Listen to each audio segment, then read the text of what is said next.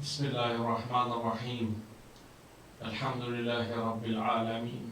Wassalatu wassalamu ala Sayyidina wa Nabiyyina Muhammad wa ala alihi tayyibin tahirin wa sahbihi al-muntajabin wa ala jami' al-anbiya illahi wal mursalin. Me emrin e Allahut, të gjithë mëshirshmit mëshirëplotit, falënderimet më të sinqerta janë për Allahun e madhruar. Paqja e bekimet e Allahut qofshin mbi profetin Muhammed, mbi familjen e tij të pastër, mbi shokët e tij të zgjedhur dhe mbi të gjithë të dërguarit dhe profetët e Allahut. Të dashur vëllezër dhe motra, ju përshëndes me përshëndetjen e bukur islame. Assalamu alaikum wa rahmatullahi wa barakatuh. Paqja, bekimet, mirësitë dhe mëshira e Allahut qofshin mbi ju. Në ajetin 8 deri tek ajeti 10 i surës Balad, Allahu I madhruar thot: Bismillahirrahmanirrahim. Alam naj'al lahu 'aynayn wa lisanan wa shafatayn wa hadaynahu najdayn. A nuk I kemi dhënë ne atij pra njeriu dy sy, edhe ju edhe dy buzë, dhe ja kemi bërë të qartë të dy rrugët. Këto ajetet e begata përmendin mirësitë për mirësive të Allahut që I ka dhënë njeriu, dhe ato janë parasysh me të cilët njeriu shikon, dhe gjuha me të cilën ai flet dhe komunikon. Dhe për këtë është detyrë jonë që ta falenderojmë Krijuesin fuqiplot për këto mirësi dhe begati.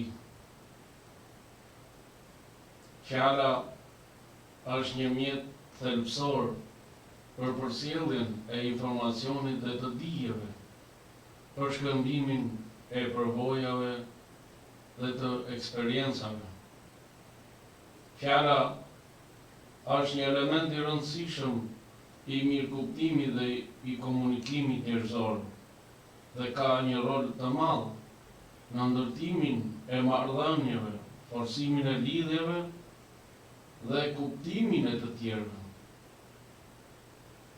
Fjala ka një melodi që e kuptojnë ata me shije të pastër, dhe mjafton një fjalë për të zgjuar vendosmërinë, për të ringjallur popuj dhe për t'i quar drejt majave, ashtu siç ndodh me të kundërtën, kur fliten pra fjalë që janë të panevojshme dhe të pahishme. Fjala është një amanet dhe përgjegjësi. Ka një ndikim pozitiv, ashtu siç ka edhe ndikim negativ në nivel individësh dhe shoqërish. Fjala e mirë mund të jetë burim force dhe nxitje, krijimtarie dhe frymëzimi, mund të ngrejë moralin dhe të inkurajojë të tjerët, të ndezë tek ata shpirtin e garës dhe të konkurimit për të bërë veç se të mira. Ndërsa fjala e keqe e pamenduar mirë mund të jetë shkak dobësie dhe plagështie, rrëzimi e mirimi, shkatërrimi I vetes, mund të jetë shkak I prishjes së miqësisë dhe I rrënimit të personalitetit. Sa I madh është ndikimi I një fjale kur një fytyrë e qeshur ta dhuron atë në momentin kur je I zhytur në errësirat e pikëllimit. Atëherë e ndjen sikur të ka ardhur një frymëzim I ëmbël, si një aromë e këndshme që mbush zemrën me jetë.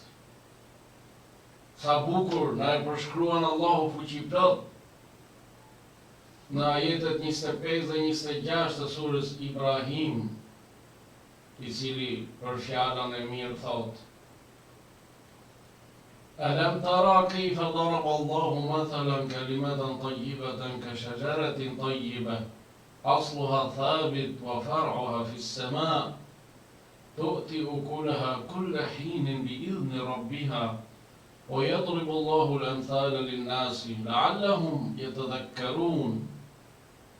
A nuk e ke parë se si Allahu ka dhënë si shembull një fjalë të mirë, si një pemë e mirë, rrënja e së cilës është e fortë, e degët e saj janë në qiell, ajo jep frytin e saj në çdo kohë, me lejen e Zotit të saj.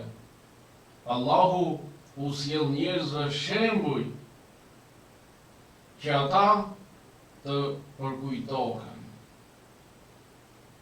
të kujtojnë, për të mendojnë thellë. A i shikoni pra të dashur dhe motra se çfarë madhështie ka fjala e mirë, çfarë ndikimi ka ajo,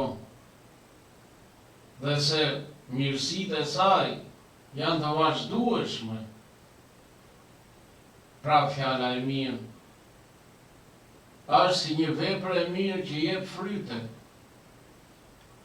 ashtu si një pemë që sjell pra jep fruta të dobishme dhe jo të dëmshme. Dhe ne të tillë duhet jemi fjalë mirë, të flasim vetëm fjalë të dobishme, fjalë të ëmbla, fjalë lehtësuese. I dashur i zemrave tona, i dërguar e Allahut, profeti Muhammed sallallahu alaihi wa alihi, ka thënë: nga shenjat e përsosmërisë së Islamit të njeriut është të flas pak për atë që nuk i përket. Me këtë thënie, profeti i dashur na mëson se një besimtar i vërtet tregon pjekuri dhe urtësi, duke mos u përzierë në çështje që nuk i përkasin. Pra si i themi në shqip, nuk i fut hundët ku aty ku nuk duhet. Heshtja për gjëra të panevojshme është pjesë e moralit të mirë dhe e përmirësimit të vetes për në Islam. Të dashur vëllezër dhe motra, bëjini fjalët tuaja, të cilës ndoshta nuk i jepni rëndësi. Bëjini një eliksir që ringjall shpirtrat dhe i nxjerr ata nga terri i dhimbjeve që rëndojnë mbi shpatullat e dikujt. Bëjini ato të lehtësojnë plagët e dikujt që ato askush nuk i di përveç tij. Bëjini fjalët tuaja që të jenë çlollëse për lodhjen, vuajtjet e dikujt në këtë jetë. Bëjini fjalët tuaja të ngrihen, bëjini fjalët tuaja që ai njeri të ngrihet lart. Bëjini fjalët tuaja se ato degët e asaj peme që japin fruta dhe nuk i tundin, nuk i thyen as erat e fortunat e fuqishme. Prandaj, dhe të jenë pra fjalët që burojnë nga zemra të mbushura me dashuri, me dritë, me shpresë, dhe të mendojnë para se të flasin. Bëje pra fjalën tënde të përballet me dëshpërimin dhe me pikëllimin e atij njeriu që ke përballë. Dhe të jemi me fytyra të qeshura dhe buzëqeshës, ashtu siç ishte më i miri i krijesave, profeti Muhammed sallallahu alaihi wa alihi. Dhe të jemi fjalë mirë, fjalë ëmbël, fjalë butë, ashtu siç ishte profeti Muhammed sallallahu alaihi wa alihi. Ai vizitonte njerëzit me një buzëqeshje të ëmbël, ishte i thjesht, i butë, i sjellshëm dhe gjithmonë i gëzuar. I priste njerëzit me një buzëqeshje të madhe dhe i përshëndeste i pari me selam dhe me fjalë të bukura dhe të ëmbla. Profeti Muhammed sallallahu alaihi wa alihi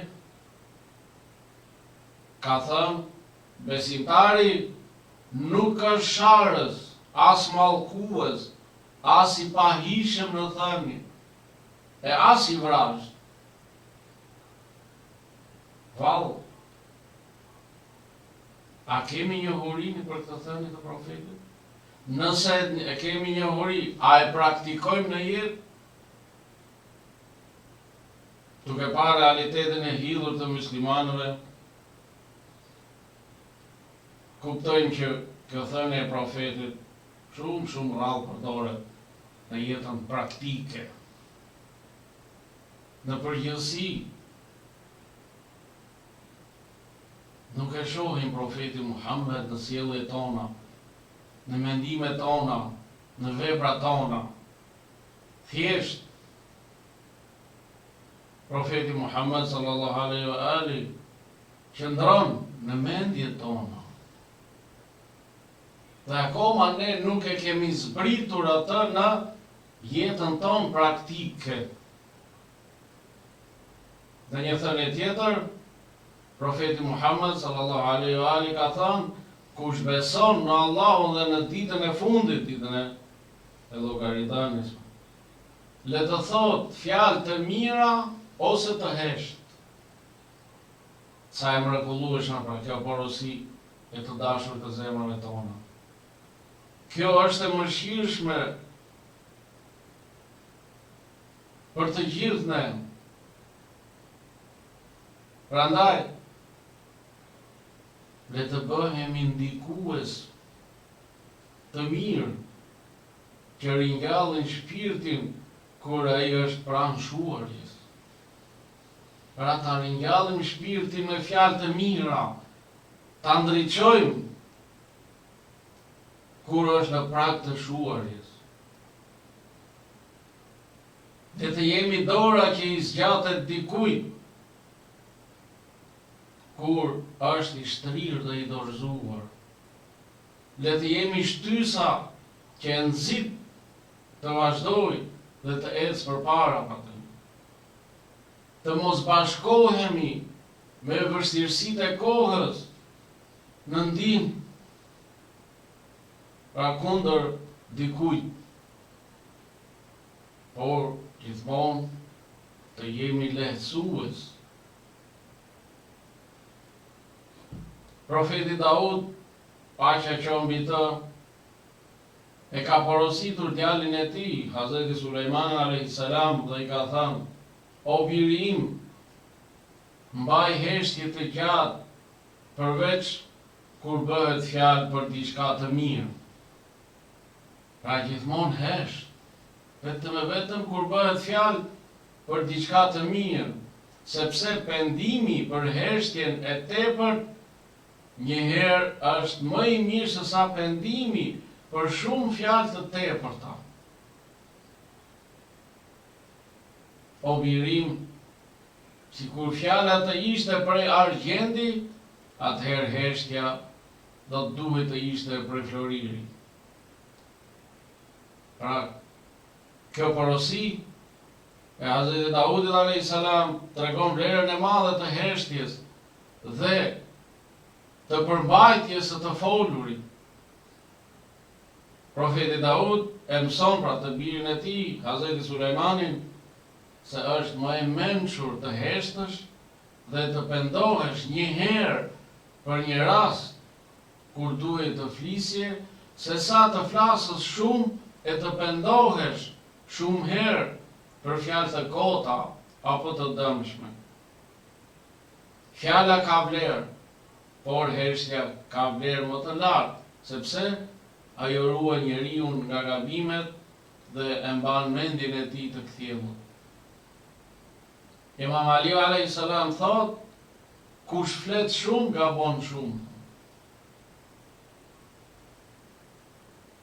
Prandaj fjala e mirë, të dashur vëllezër dhe motra, nuk na kushton as mund, as para.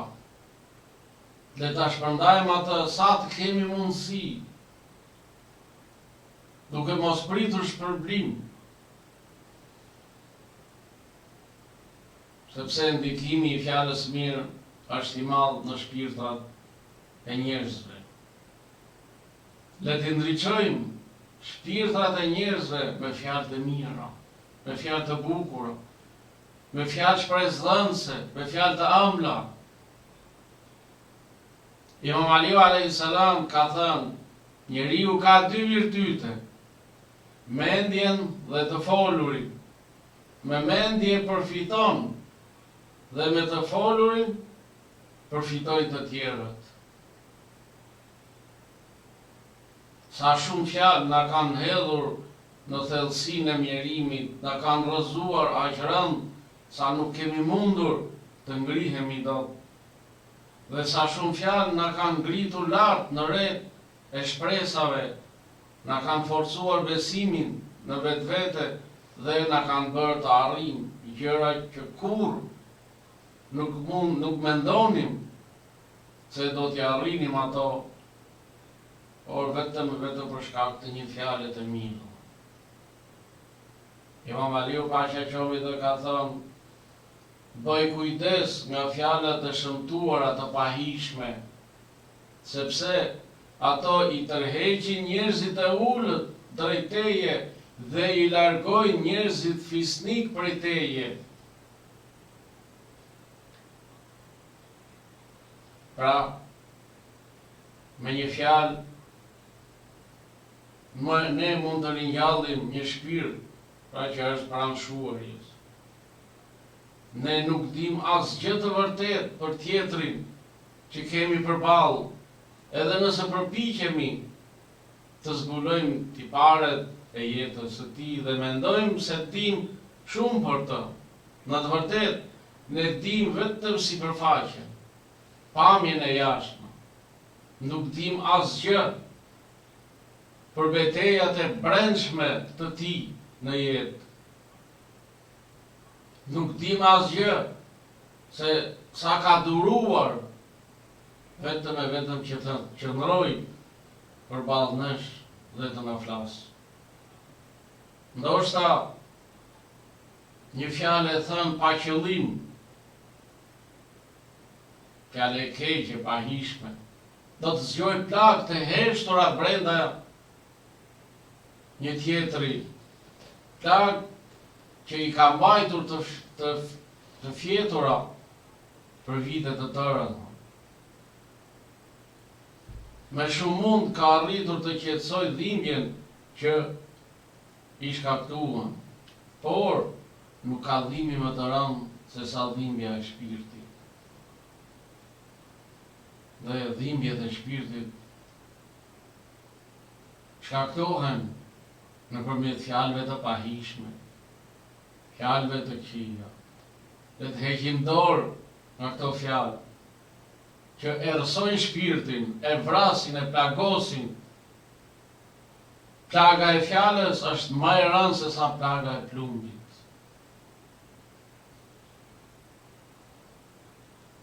Imam Aliu paqja qoftë mbi të ka thënë, sa shumë fjalë janë më dëpërtuese se shigjetat. Me këtë thënie, prisi i besimtarëve, Imam Aliu paqja qoftë mbi të na mëson se fjala mund të ketë një fuqi të jashtëzakonshme. Ajo mund të dëmtoj, lëndoj, apo të ndikoj më thellë se një shigjet, një fjalë pa drejt, fyerje apo shpifje mund të plagos shpirtin e njeriut më shumë se një armë. Në anën tjetër, edhe fjala e mirë ka fuqi të madhe. Ajo mund të shëroj, forcoj dhe të ndryshoj zemrat. Me këtë thënie, Imam Aliu na nxit të jemi të kujdesshëm në fjalët që themi, sepse gjuha mund të plagos për më shumë se arma. Të dashur vëllezër dhe motra, përse në vend që të nxjerrim nga goja fjalë që lëndojnë shpirtat edhe të tjerëve, të mos nxjerrim fjalë që forcojnë zemrat e tyre të brishta, duke i ndihmuar të vazhdojnë dhe të përballen me jetën? Përse të mos përhapin fjalë të bukura mes nesh, që të ndihmojmë njëri tjetrin përballë pengesave të shumta të kësaj jete, e cila sa herë që mendojmë se kemi kaluar njërën pengesë dhe marrim frymë të lehtësuar, menjëherë na del përpara një pengesë tjetër. Fjala është si ilaçi, siç ka thënë Imam Aliu alayhis salam, fjala është si ilaçi, pak prej saj sjell dobi, por shumë prej saj të vret. Pra, e pakta ilaçi sjell dobi, e shumta e përdorimit të ilaçit të vret. E tillë është edhe fjala. Ka fjalë që të shërojnë, por ka fjalë që edhe të shkatërrojnë, të dëmtojnë jashtë mase. Me këtë thënie Imam Aliu na paralajmëron që të flasim me maturi dhe mas, ashtu si ilaçi që në sasi të vogël shëron, por në sasi të madhe bëhet helm. Edhe fjala është, kur është e matur, e drejtë, sjell dobi, por kur të prohet dhe të folur pa menduar apo pa qëllim të mirë, mund të bëhet helm, mund të bëhet shkatërruese për njeriu dhe për të tjerët. Imam Sadiku, paqja qoftë mbi të, ka thënë: të folurit është pushim për shpirtin, është për rehati për shpirtin, ndërsa heshtja është rehati për mendjen. Kjo thënie tregon për ekuilibrin e nevojshëm mes të folurit dhe heshtjes. Njeriu ka nevojë të shprehet, sepse fjala e çliron dhe e lehtëson shpirtin, por në të njëjtën kohë heshtja e ruan mendjen nga hutia, gabimet dhe nxitimi. Urësia qëndron në të diturit se kur duhet të flasësh dhe kur duhet të heshtësh. Të dashur vëllezër dhe motra, në një hadith të bukur, profeti Muhammed sallallahu alaihi wa ali ka thënë: në xhenet ka dhoma të cilët nga brenda duken nga jashtë dhe nga jashtë duken nga brenda. Ato dhoma do t'i banojnë nga umeti im ata që e kanë pastruar fjalën e tyre. Pra flasin fjalë të pastra, fjalë të mira, fjalë të bukura. Ato do t'i banojnë nga umeti im ata që e kanë pastruar fjalën e tyre, kanë ushqyer të tjerët, kanë përhapur selamin, përshëndetjen e paqes, kanë agjeruar vazhdimisht dhe kanë falur namazin e natës ndërsa njerëzit flenë. Ky hadith i bekuar tregon se jeta e pastër, fjala e mirë, bamirësia dhe adhurimi i sinqert janë rruga drejt dhuratave të mëdha të xhennetit. Prandaj le të jemi gjithmonë fjalë mirë, le të jemi për atyre që përkrahin dhe ndihmojnë nevojtarët, le të jemi për adhuruesve të sinqert të Allahut fuqiplot. Imam Aliu ka thënë: thoni fjalë të mira që të njiheni me to, dhe bëni vepra të mira që të jeni prej njerëzve të së mirës. Pra, njeriu njihet me fjalën. Në një hadith tjetër, Imam Aliu thotë që njeriu është i fshehur në gjuhën e tij. Në momentin që flet, ai njihet. Me këtë thënie dhe Imam Aliu thonë, mësojmë se mirësia duhet të shfaqet si në fjalë, ashtu edhe në vepra. Kur njeriu flet mirë, tregon për pastërtinë e zemrës dhe edukatën e tij. Kur vepron mirë, ai bëhet pjesë e njerëzve të mirë, të dashur, njerëzve të dashur tek Allahu dhe tek krijesat. Pra fjala e mirë është pasqyra e karakterit dhe vepra e mirë është prova e besimit.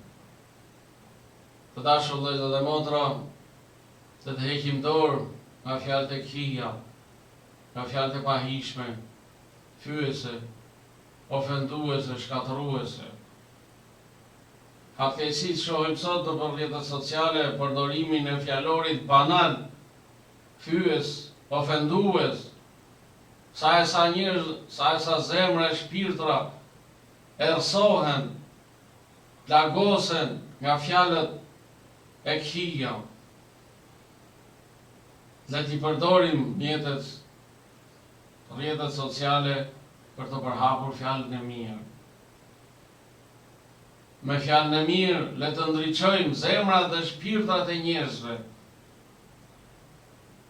Allahu na bëf për atyre që flasin fjalë të mira dhe veprojnë vetëm e vetëm vepra të mira. Allahu i ruajt ju dhe familjet tuaja kudo që t'jeni. Assalamu alaikum wa rahmatullahi wa barakatuh. Paqja, bekimet, mirësi dhe mëshira Allahu qofshin mbi ju.